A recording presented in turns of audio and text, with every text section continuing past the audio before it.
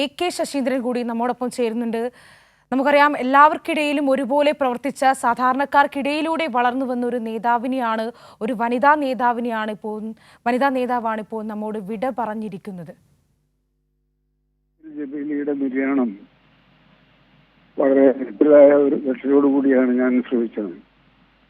2006 ഗ്രാമപഞ്ചായത്ത് president, block panchayat president, ജില്ലാ panchayat member, ജില്ലാ പഞ്ചായത്ത് പ്രസിഡന്റ്, MLA എന്നീ നിലകളിൽ പ്രവർത്തിച്ച് വളരെ പെട്ടെന്ന് ജനഹൃദയങ്ങളെ കീഴടക്കിയ വൃത്തിയായ ഒരു പൊതുപ്രവർത്തകയായിരുന്നു കാലത്തെ ജമീല.